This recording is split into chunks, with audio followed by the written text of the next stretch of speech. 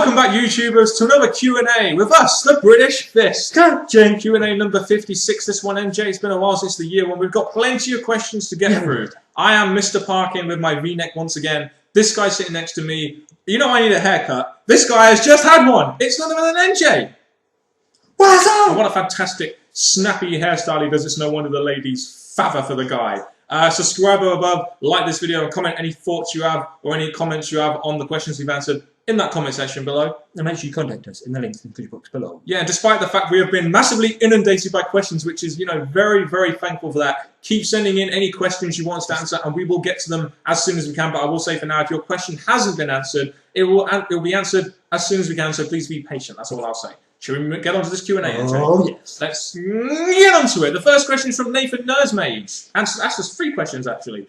What do you think was the worst year of the WWE since Raw started in 1993 to 2011? There was a lot to be said about 93 and 94, and possibly 95, and possibly 96, before the Attitude Era started. But 1999, what do you remember from 1999? Do you remember anything from 99, apart from maybe Chris Jericho's debut and how bad WrestleMania 15 was? 99 had Russo booking in it. It was a bad year. 2012's not on a good start. But I don't say it's that bad because there's still hope for it. But yeah, the early 90s were bad, and 1999 was awful. You say the Attitude Era was good, but 99 had some shit in it. Trust me, we watched SummerSlam 1999. Ugh. There we go. Question number 2. What are some of the greatest WWE crowd pops of all time? Hogan versus Warrior was one of the biggest ones. Hogan versus Rock was another one. CM Punk in Chicago against John Cena was another big one. Can you think of any others off the top of your head, NJ? I'd say the crowd right now! Yeah, the quiet crowd. Do you know what? The only person who gets less crowd reaction than us is Heath Slater. That's just a little joke I thought I'd make up there. Number 3. Why is it that most wrestling fans want more longer and meaningful storylines when a feud runs over 2 months? They say it should they should move on. Simply because WWE have no real interesting ways to keep the feud continuing. I mean, let's go to Big Show and Mark Henry, for example. They broke the ring at Vengeance, they had him kick him in the crotch at Survivor Series, and then they had the whole TLC thing when Mark Henry got injured, and they found interesting ways to keep it going. But a lot of feuds they don't really seem to find interesting ways to keep going, because by the time it gets to that 2-month mark, everyone's fucking bored of it.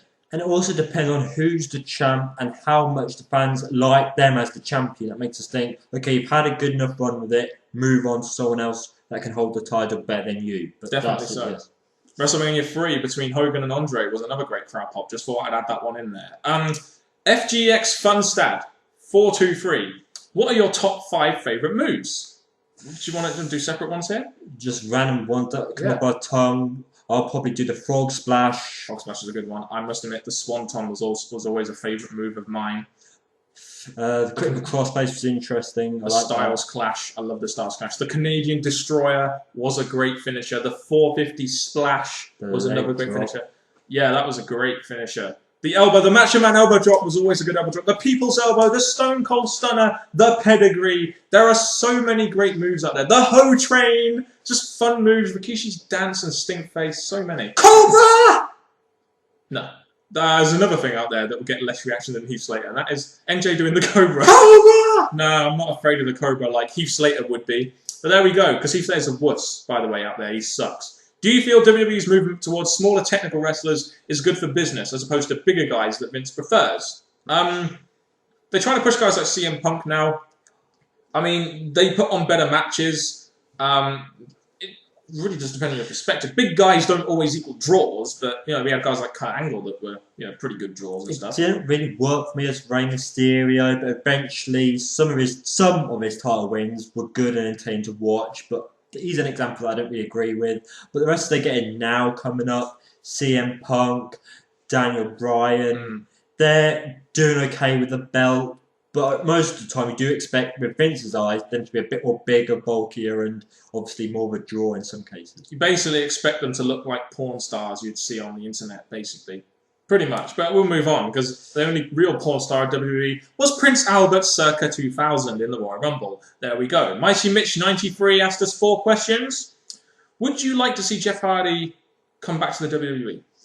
No. The only thing I'm going to say is yes, if, number 1, I don't want him to come back strict, man. If he came as a tag team, temporary tag team with his brother Matt Hardy, I know Matt Hardy's done the worst things possible, but it's just a thought to bring him back in a positive way. But he did promise to come back, but he's a draw for TNA, and TNA need the draws there. Yeah, I wouldn't really want to see Jeff Hardy back in WWE personally, although they probably could do with a guy like Jeff Hardy who would be an over babyface. Now he's in TNA and he's settled there and he can draw for that company. And I'd rather Jeff Hardy draw for that company than WWE because I'd like to see TNA get closer to WWE in the ratings gap and try and give them some competition so they'd improve their damn writing. And even Jeff Hardy's improving. He wouldn't pass the wellness policy for long. Oh, no, a bit like RVD. You know, RVD. There we go. 2. Does Chris Benoit deserve to be in the Hall of Fame? From a wrestling standpoint, yes, but from a PR standpoint, absolutely not. He had big things in his career that makes us scream out, yes, you're the guy that we want to remember for what you've done for the wrestling business. But if he left the WWE in a positive way, then yes, but now he's done this. Him going into there, that's what would look good for WWE especially. It would be a PR nightmare. Like you're just saying, oh, we're going to put a murder or genocide in the Hall of Fame. That's not really how it works, even though they have had a guy who's committed some quite similar crimes in Mike Tyson in the Hall of Fame. Not to mention Drew Carey, who just committed a crime to comedy. But there we go. Where are wrestlers such as Carlito nowadays? Work in the indie circuit, probably? In a barber's? In a cabana somewhere? That's what I'm thinking. Getting an afro? Eating some apples from Sainsbury's or Morrison's or Sainsbury's? Or... That's not cool. No, it definitely isn't cool. The fact that what do you know what isn't cool? The fact that he isn't the manager or the main guy with Epico and Primo as they are all the colons. It would make a lot of sense. I did an apple there. That was quite cool, wasn't it? Yeah, it was neat. What is your favourite WWE finishing maneuver? Yours is the pedigree, right?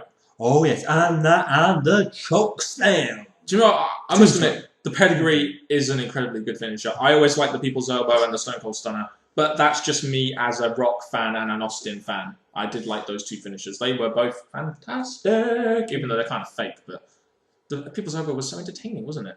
Entertaining, yeah, but people lost by an elbow drop, so good luck to them. And they also lost by leg drops a lot in the 80s, late 80s and early 90s. But that's how it goes in the wrestling business, brother. You and Stars, can you name your top 5 Raw and SmackDown moments? Yes, we have a couple of pre-planned moments here. We pre-plan these videos sometimes for questions like these. We have 5 here. There are a lot of others, but we'll go with our initial 5. Do you want to start us off? The Nexus debut. Oh my gosh, they did it big time, big ratings, awesomeness, dragged on to the biggest and better things. So yes. I mean, it was just very groundbreaking, wasn't it? These young guys coming in, destroying the set, destroying John Cena. That was a massive moment, probably the biggest moment of 2010. In terms of groundbreaking, I didn't expect to see that holy shit kind of thing. Oh, it was indeed. Another moment like that was CM Punk's shoot promo. That didn't make it to the list, but it's another moment that we could consider a great Raw moment. The Austin beer truck thing with Vince McMahon will always be like a great moment on Raw. There are so many here. You guys put your thoughts in the comment section. Cleveland rocks. The Rock concert. The Rock concert was amazing. I mean, even the This Is Your Life segment that was the highest rated segment was a great segment. Get your Wu-Tang ass out here. The Rock concert was fucking fantastic. Very entertaining segment. And then they redid it again. It didn't draw as many ratings as course, but that's because of the wrestling industry now, but still entertaining. Eric Bischoff hugging Vince McMahon was another big moment, wasn't it? Because of the way that they sort of went at war in the Monday Night Wars and the fact that no one thought that Eric Bischoff would ever do something like that, even though he cut a massive shoot promo against the WWE when he eventually got into the ring. Yeah, that was really good, because obviously Vince McMahon brought him in as a surprise. It did wonders for the WWE. That moment there is going to be remembered, especially the history. So it's definitely going to be a moment to remember for Raw. The Brock and Big Show ring breaking segment was one that will always go in my mind, just because it was a big thing at the time, isn't it? Rock the ring breaking. I thought that was never possible. No, that's very big, and also SmackDown does need some mention, so we'll give him that one. No, you're wrong. Yeah. No, we'll go there. The Rock made SmackDown as big as it was, so therefore I will give the catchphrase in there. Scorpion Reviewer. Do you review scorpions? The little scorpion things? Just saying. Good hobby, by the way. Very unique. Do you guys think The Miz will return as a babyface after filming The Marine? Always better as a natural heel, but I wouldn't blame them if they tried, with him being The Marine. And every guy in the WWE does need a heel/face turn. So give Miz his run through this because we've seen him as a heel for some time now. It would be an idea, and obviously Miz is going nowhere, so they do have to give him something different to make him in WWE again. But Miz a heel because he's awesome. Yeah, and as much as his acting skills may be good, I don't think him being a face would be the best thing to do. But seeing as he is going to be this big hero in Marine 3, they may just bring him back as a babyface. Who really knows? But he's a much better natural heel. You can wake up now, NJ. Clarkson Yol Lopez. This is a very interesting question. Why does Vince McMahon mostly listen to mainstream fans but not the wrestling fans? Well, let's put it this way. The reason why WWE went to entertainment was because they were appealing to bigger audiences because of the change in how the wrestling business was. There was no competition anymore. So Vince McMahon, being a natural businessman that he is and how he should be, will always try and appeal to the bigger audiences. And unfortunately for us wrestling fans, that is now mainstream casual fans, isn't it?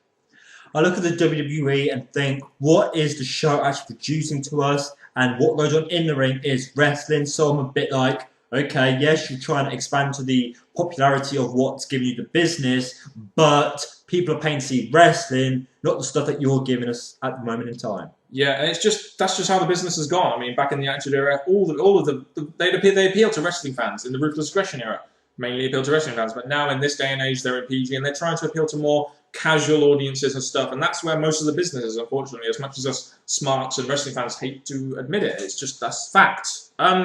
Oh, this is going to be a good question, NJ. JDB Guitar 90. If you were to book each other in a dream match or feud of any current or past WWE wrestler/diva, who would you book the other guy with and how? Who do you want to go first here?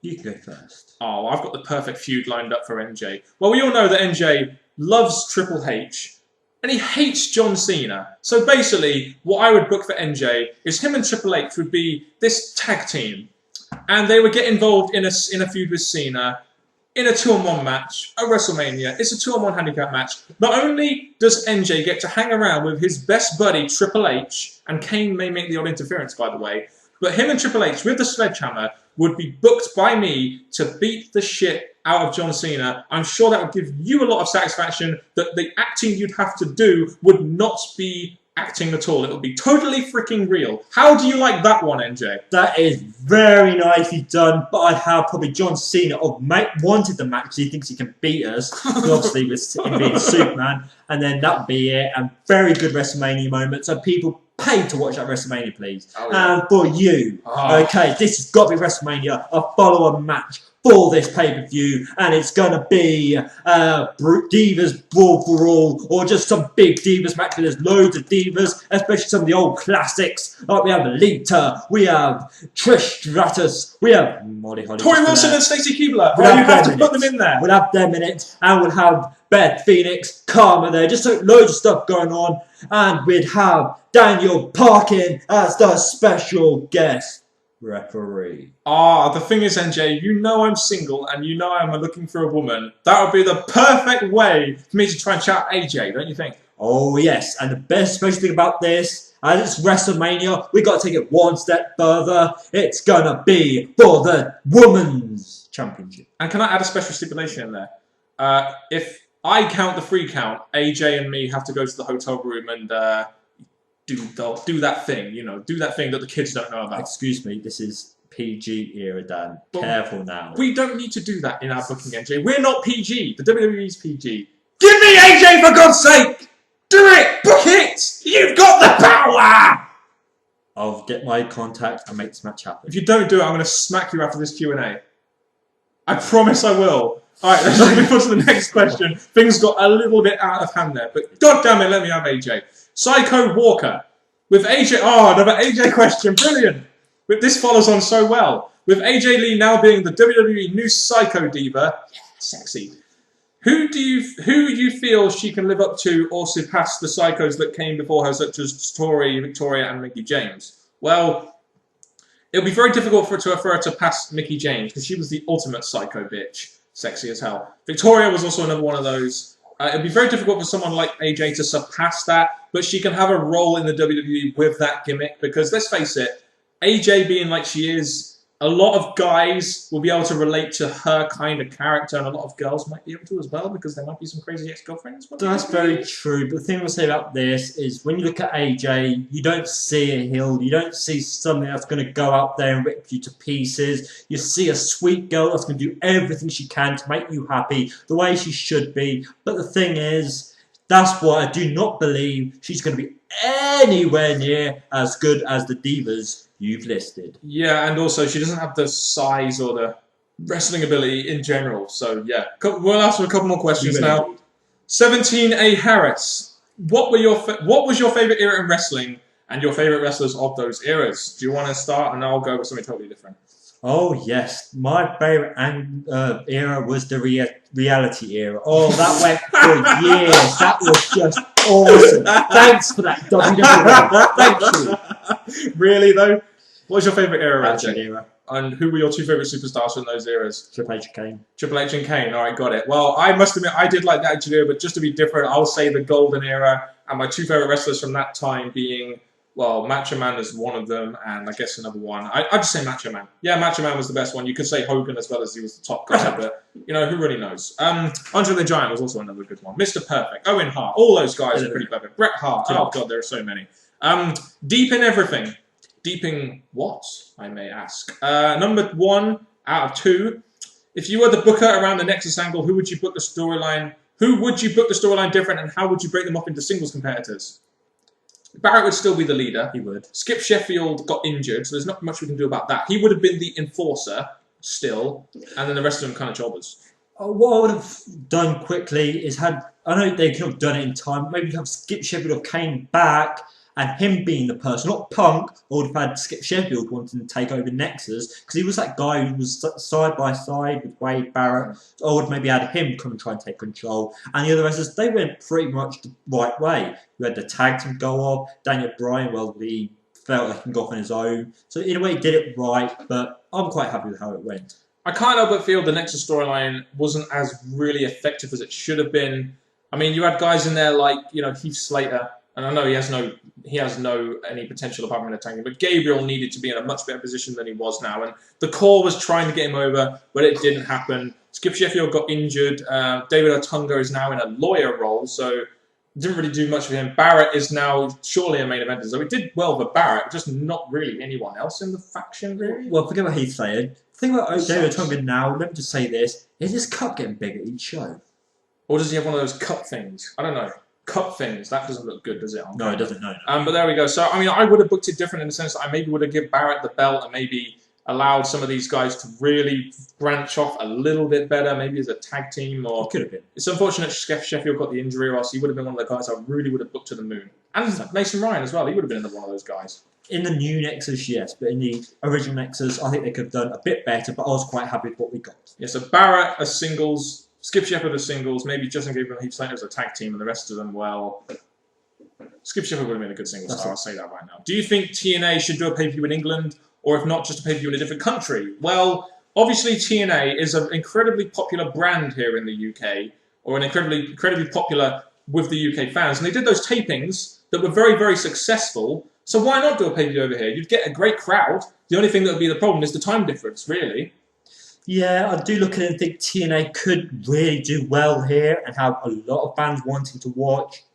But they've got to think, what are they going to do? How are they going to make it work? Just like the WWE is struggling with that idea too. But it's still a great possibility for us fans. Really is, yeah. It would be quite good for us UK fans to get a close-up view of how the TNA pay-per-views are done. But they're going to be in the Impact Zone because of the live crowd, so we can't really expect much from that. They're going to be in the Impact Zone because they can't afford to go on the road because they're, you know, going live is a very costly process. But there we go. That's another Q&A. We've answered more questions to you guys. Hopefully your question has been answered. Give us your thoughts on the questions we've answered or your thoughts on the answers we've given in that comment section below. And now for the outro, it'll be NJ.